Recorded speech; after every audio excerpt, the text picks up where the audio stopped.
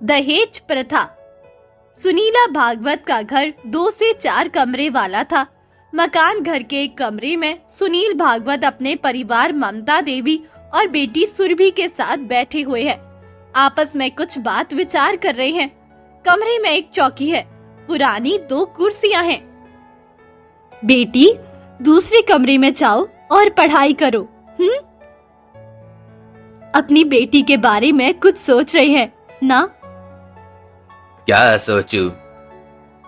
बेटी जवान हो चुकी है, शादी की उम्र जा रही है। अब शादी नहीं करेंगे तो कब करेंगे? तुम ठीक बोल रही हो, कुछ ना कुछ तो करना ही पड़ेगा। तुम्हारा कहना ठीक है, समय रहते सब कुछ ठीक कर ही लेना चाहिए। सोचता हूँ बेटी ग्रेजुएशन पूरा कर ले, फिर शादी के बारे में सोचते हैं।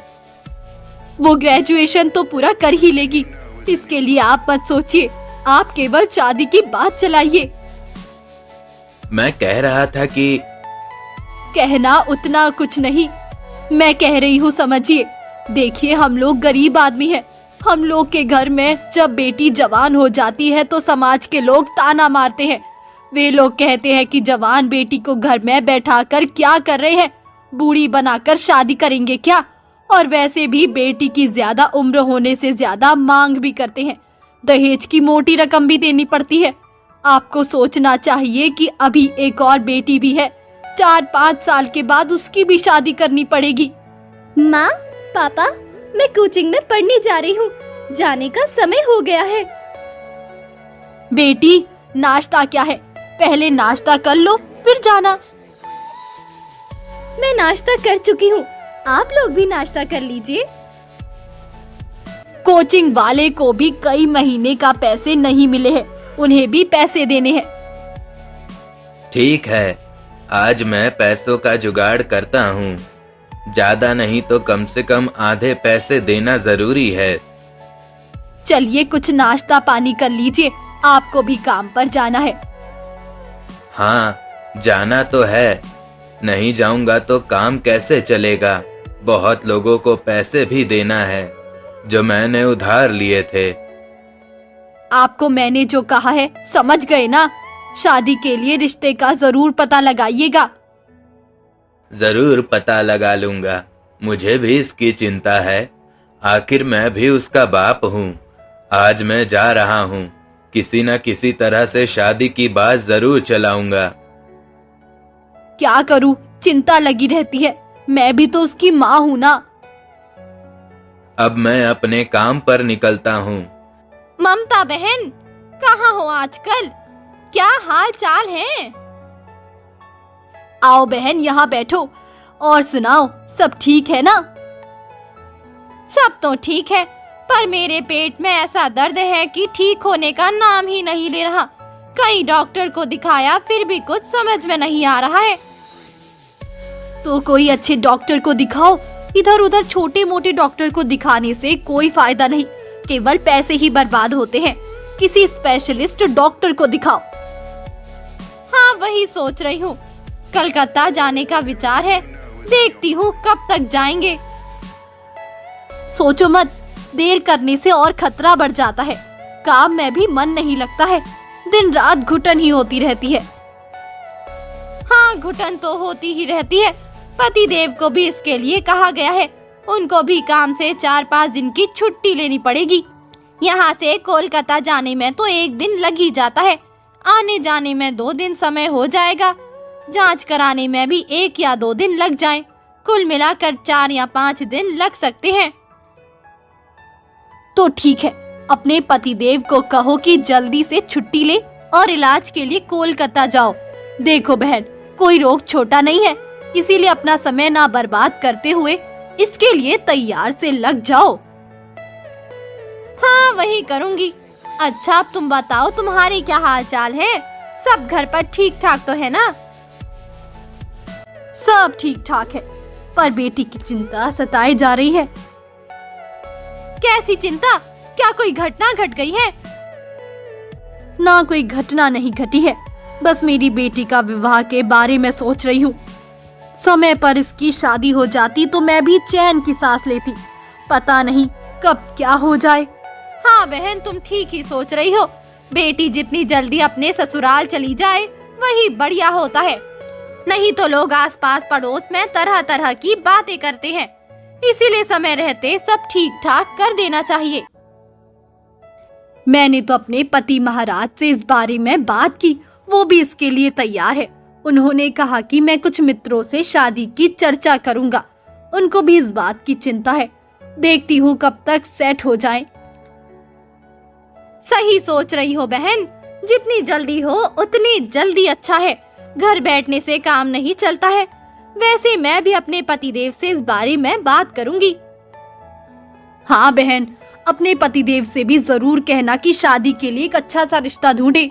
हम एक दूसरे की मदद नहीं करेंगे तो कौन करेगा। हाँ ठीक कह रही हो बहन, हम सबको सोचना है।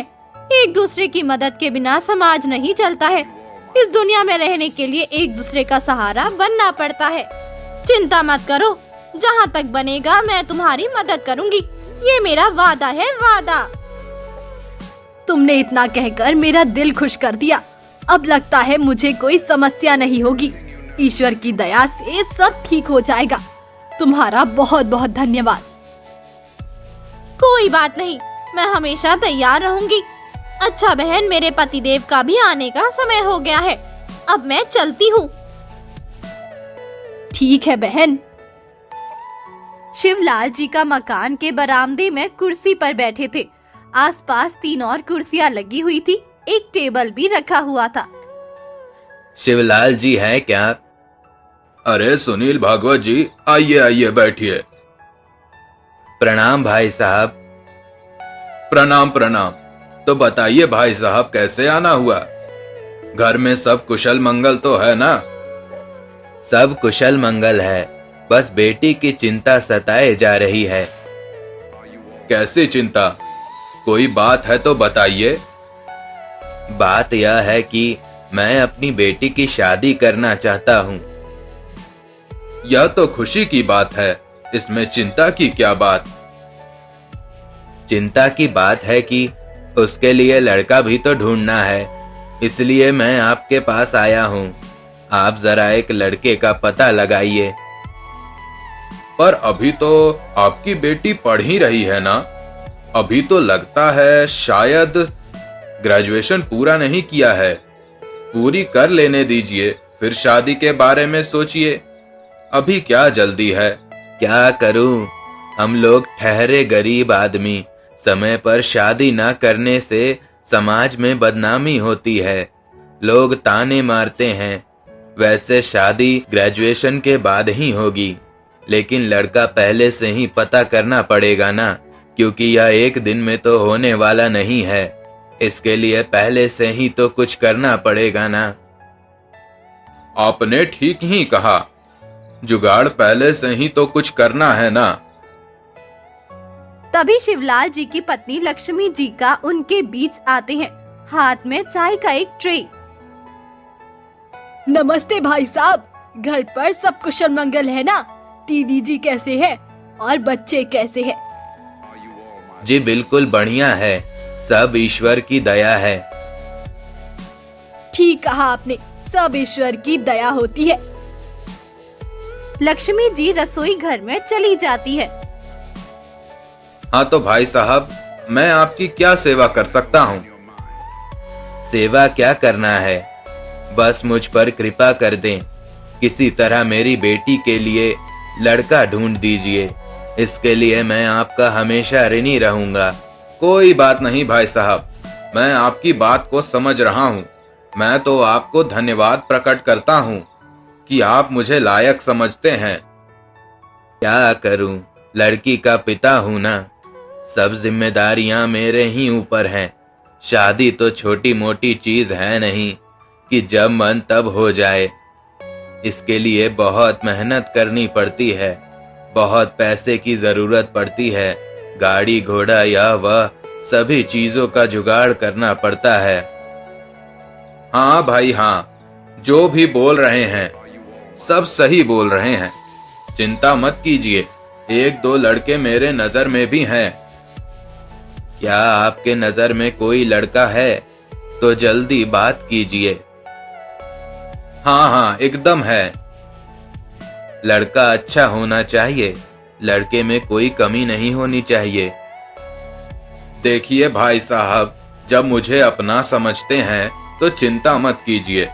जो भी लड़का है बढ़िया है। एक लड़का ग्रेजुएशन कर चुका है, सरकारी नौकरी के लिए तत्पर है। हर विभाग के लिए वह फॉर्म भरता है, दिन रात भर उसी में रमा रहता है। घर का परिवार कैसा है? लड़के में कोई नशा तो नहीं है? आवारागिरी तो नहीं करता है? उनके माता पिता कैसे हैं? उसके घर में बेटी को दुख तो नहीं होगा? ठीक है, मैं समझ गया। मैं आपके भरोसे को लिए जा रहा हूँ। जी नमस्कार। रणवीर सिंह का मकान एक अच्छा खासा मकान है। अरे भाग्यवान, कहाँ हो? तुमने अभी तक चाय नहीं बनाई? या कलवे से कहा कर चाय भेज दो। जी भिजवा देती हूँ। अच्छा बेटा, पढ़ाई लिखाई ढंग से चल रही है या नहीं? अगली बार तुमने रेलवे का फॉर्म भरा था, उसका क्या हुआ? उसका कॉल लेटर आया कि नहीं? हाँ पिताजी, आया है। 26 नवंबर को परीक्षा देने जाना है। तैयारी बढ़िया से कर लिया है ना? कोई कमी तो नहीं रह गई? आजकल कंपटीशन का जमाना है, तैयारी ठीक से करना, बहुत कड़ी मेहनत करनी पड़ती है, तब जाकर कोई इंसान सरकारी नौकरी पाता है। तभी नौकर कलवा का प्रवेश चाय का ट्रे लेकर आता है। अरे कलवा, चाय लाने में इतने देर क्यों किया? काम समय पर किया करो, आलसी मत बनो, फुर्ती बनो। जी मालिक, अब से मैं गलती नहीं करूंगा। तुम्हें कंपटीशन की क्लास जाना है ना? यह बात है कि हमारा जो दोस्त है शिवलाल 15 दिसंबर को हमारे बेटे के लिए रिश्ता लेकर आ रहा है, इसलिए उस दिन सब कुछ तैयार करके रखना। घर की साफ सफाई बढ़िया ढंग से कर लेना। आपने पहले मुझे बताया नहीं, लड़की कैसी है, पढ़ी लिखी है या नहीं, सिलाई कढ़ाई जानती है या खाना बनाने में कैसी है? सब चीज में ठीक है, तुम्हें चिंता करने की कोई बात नहीं। केदार जी हमारे बहुत नजदीक हैं, वह गलत रिश्ता लेकर नहीं आएंगे। वैसे भी बिना देखे कोई शादी करता है क्या? पसंद आएगी तो करेंगे, नहीं पसंद आएगी तो नहीं करेंगे। इसमें सोचना क्या है? आपको कम पर भी जाना है ना? जाने का समय हो गया है। हाँ जाना तो है, ना जाऊंगा तो काम कैसे चलेगा? फिर देर मत कीजिएगा, जल्दी से चाहिए तैयार हो जाइए। जा रहा हूँ ना, देर नहीं कर रहा हूँ। शाम को सब्जी ले आइएगा। कलवा, ओ कलवा, इधर आओ, कहाँ हो तुम? कलवा, देखो 15 दिसंबर को लड़की वाले राहुल को देखने आने वाले हैं, इसीलिए उसे दिन भर की सफाई ढंग से कर देना। गंदगी एक भी नहीं रहनी चाहिए। सभी सामान सजा कर रख देना, कोई कमी ना हो। मैं अकेला इतना सारा काम कैसे कर सकता हूँ? इतना बड़ा घर है। तुम अकेले नहीं करोगे, मैं भी तुम्हारे साथ करूंगी। राहुल कोचिंग से घर आता है। बेटा राहुल, तुम्हारी शादी के लिए लड़की वाले देखने आ रहे हैं, इसीलिए उस दिन कहीं मत जाना। सभी प्रश्नों का सही सही उत्तर देना, सभी को आदर पूर्वक प्रणाम करना, हमेशा हमेशा मधुर भाषा में बात करना। भाग्यवान, कहाँ हो तुम? लड़के वाले का फोन आया है, 15 मिनट में पहुंचने ही वाले हैं। सभी कुछ सुव्यवस्थित कर दो। हाँ, आपकी बात समझ में आ गई, कोई कमी नहीं है। नाश्ते का सारा इंतजाम कर दिया है, सब कुछ ठीक ठाक कर दिया है। शिवलाल जी लड़की वालों के साथ दरवाजे के बाहर खड़े रहते हैं। नमस्ते शिवलाल जी, आप सभी को भी मेरा प्रणाम। अंदर आइए। यहाँ आने में कोई तकलीफ तो नहीं हुई? आप लोग आराम से तो आ गए? वैसे भी इधर रास्ता साफ रहता है, जाम नहीं लगता। जी नहीं, कोई तकलीफ नहीं हुई। हम सभी आराम से आ गए। चिंता करने की कोई बात नहीं है। हम सब ठीक हैं। तभी उनके बीच कलवा चाय का ट्रे लेकर आता है और सभी को चाय देता है। कहिए, क्या कहना है? कुछ कहिएगा तब तो बात समझ में आएगी। जो भी कहना है साफ साफ कहिए। जी आपने सही कहा। शिवनाथ जी तो आपको सब कह ही दिए होंगे। अब इसी में आपको फैसला करना है। अभी तो आप कुछ लोग आए हैं, नाश्ता पानी हो जाने दीजिए, फिर बात आगे बढ़ाया जाएगा। घबराइए नहीं। हाँ, तो लड़के को दिखा दीजिए, फिर बात करते हैं। तभी राहुल अपने रूम से आता है और सामने खड़ा हो जाता है। आप किस क्लास में पढ़ रहे हो? ग्रेजुएशन कर चुका हूँ, जॉब लेने की तैयारी कर रहा हूँ। सुनील जी को लड़का बहुत पसंद आया। उसने लड़के को देखकर सारी बात पक्की कर ली। फिर सभी लोग घर जाने लगे। नमस्कार नमस्कार भाई साहब, आइए, अंदर आइए। आने में कोई तकलीफ तो नहीं हुई? नहीं, कोई तकलीफ नहीं हुई। और कोई सेवा हो तो बोलिए, सब कुछ इंतजाम है। कोई चीज की कमी नहीं होने देंगे। एक बार बोल कर तो देखिए। ऐसा नहीं कि मन में कोई संकोच करते रहें और चूक हो जाए। और कोई सेवा की आवश्यकता नहीं है। हम लोग काफी नाश्ता पानी कर लिए हैं। अब मैं तो कहता हूँ कि इस समय लड़की को बुलाकर दिखा देते तो बेहतर होता। आप कैसी बात कर रहे हैं? अब तो शाम हो चुकी है। अभी मुझे सेवा का मौका दीजिए। सुबह होते ही आपको लड़की दिखा दूंगा। नहीं भाई साहब, मुझे सुबह ऑफिस जाना है। कृपा करके आप लड़की अभी दिखा दीजिए। अच्छा, लड़की को बुलाता हूँ। सुनील जी घर के अंदर जाते हैं और लड़की को बुला लाते हैं। आपका शुभ नाम क्या है बेटी? जी, मेरा नाम सुरभि कुमारी है। आप किस कक्षा में पढ़ रही हैं? ग्रेजुएशन फाइनल होने वाला है। ग्रेजुएशन पूरा करने के बाद क्या इरादा है? शिक्षिका बनने। भाई साहब, लड़की पसंद आई? हाँ, मुझे लड़की बहुत पसंद आई। कोई दिक्कत नहीं है। रणवीर जी, आपसे प्रार्थना है कि लेन देन की बात भी हो जाती तो अच्छा रहता।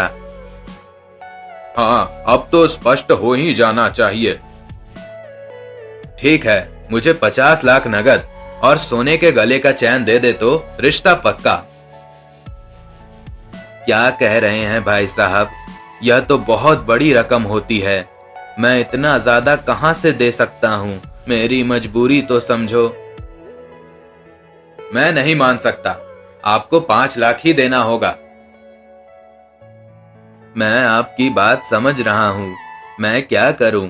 मेरे पास भी इतना सारा पैसा नहीं है। बहुत मुश्किल में हूँ। कल यह क्या देना है? कुछ तो बोलिए, तब तो समझ में आएगा। आपको क्या इच्छा है, स्पष्ट कीजिए। मैं आपको 3 लाख और एक बाइक दे सकता हूँ। मैं 50 लाख नहीं दे सकता। मेरी क्षमता इतनी ही है। बस रहने दीजिए रणवीर जी। बेचारा इससे ज्यादा नहीं कर सकता। जिंदगी में पैसा सब कुछ नहीं होता है। इंसानियत भी कोई चीज होती है। उनकी बात रखें और कार्य आगे बढ़ाएं। एक कम कीजिए। अगर आपको ठीक लगे तो शादी के बाद 2 लाख दे दीजिएगा। धोखा मत दीजिएगा। ठीक है, मैं शादी के बाद आपको 2 लाख दे दूंगा। ठीक है, शादी करने के बाद दे देना। बहुत बहुत धन्यवाद आपका। आपने मेरी बात रख ली। कुछ दिन बाद राहुल और सुरभि की शादी हो जाती है। सुरभि ससुराल में रहने लगती है। वहाँ घर का काम कर रही है। कैसा काम कर रही है? तुझे तो काम करना भी नहीं आता। अपने घर में कुछ सीखा नहीं था क्या? तुझको ज्ञान नहीं था कि तू कुछ सीखे? यहाँ बात सुनकर सुरभि का हृदय चूर चूर हो गया। उसे लगा था कि सासू माँ ऐसा क्यों बोल रही है। ठीक है माँ, आप जैसा कहेंगी मैं वैसा ही करूंगी। बात तो ऐसे कर रही है मानो सब ज्ञान इसी के पास हो, इसीलिए आप दिया हुआ वचन अभी तक निभा नहीं सका। अभी 2 लाख बाकी है, कब देगा? मैं आपकी बात को पिताजी से कह दूंगी, जल्द से जल्द पैसे आपको दे देंगे। क्या करूं माँ जी, घर में पैसे की बहुत दिक्कत है, इसीलिए समय पर नहीं मिल पा रहे। मुझसे ज्यादा जबान मत लड़ा। आज ही तू घर पर फोन करके जल्द से जल्द पैसे दिलवा। कैसे कैसे करके अपने बेटे की शादी की है, मेरा बेटे का शौक भी पूरा नहीं हो सका। ना जाने क्यों तुम्हारे घर विवाह हो गया। शादी करवा कर पछता रही हूँ। मैं शादी के कितने दिन हो गए, बाकी पैसे अभी तक नहीं मिले। ऐसी ऐसी बात सुरभि को तीर के समान लग रही है, फिर भी वो चुपचाप अपना काम कर रही थी। खरी खोटी सुनाकर कमला देवी रूम के अंदर चली जाती है। काम समाप्त होने के बाद सुरभि अपने पिताजी को फोन के मध्य से सारी बात बता देती है। वहाँ जल्दी से जल्दी पैसे देने का आश्वासन देते हैं। काफी समय बीत जाता है, फिर भी पैसे का जुगाड़ नहीं हो पाता। इतनी देर लग रही है खाना पकाने में, देख तो जरा चावल कच्ची ही है। क्या सिखाया तेरी माँ ने काम करने में? हाँ, तेरा मन नहीं लग रहा। सर्वनाम की कोई चीज नहीं है, बैठ बैठ कर खाती रहती है। अभी तक तेरे बाप ने पैसा नहीं दिया, चैन भी नहीं दी। जल्दी जल्दी आपको बोलकर पैसे मंगवा, नहीं तो अच्छा नहीं होगा। घर में रहने नहीं दूंगी, भगा दूंगी। हाँ, मैं आपकी बात को पिताजी से कह दूंगी, जल्द से जल्द पैसे आपको दे देंगे। क्या करूं माँ जी, घर में पैसे की बहुत दिक्कत है, इसीलिए समय पर नहीं मिल पा रहे। तुम्हारे पिताजी ने क्या कहा? पैसे कब दे रहे हैं? झूठ बोलकर शादी करवा लिए, अब पैसे देने का नाम ही नहीं ले रहे। यहाँ तक कि दामाद का शौक भी पूरा नहीं किया, सोने का चैन भी नहीं दिया। कह रहे थे कि शादी के बाद दे दूंगा, और अभी तक नहीं दिया। क्या करूं जी, पिताजी के पास अभी पैसे नहीं हो पाए, नहीं तो दे देते। मेरा विश्वास कीजिए, मैं झूठ नहीं बोल रही हूँ। चुप चुप, नहीं तो मार कर ठीक कर दूंगा। ज्यादा बकवास की तो। राहुल उठता है और छड़ी से उसको पीटने लगता है। सुरभि बेहोश हो जाती है। कुछ देर के बाद सुरभि को होश आता है। वो सोचने लगती है कि मेरी शादी कैसे घर में हो गई है, जहाँ सास ससुर और पति भी मुझे हर समय प्रताड़ित करते रहते हैं। सुरभि यही सब बातें रात भर सोचती रहती है और सुबह हो जाती है। सुरभि अपना काम करके अपने रूम में जाती है और पिताजी को फोन लगाती है और घर की सारी बात बताती है।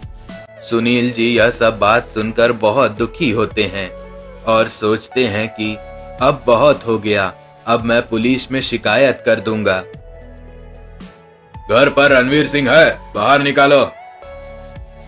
ये बात सुनकर रणवीर सिंह और उसके परिवार कहते हैं, कुछ तो बोलिए सर, आखिर बात क्या है?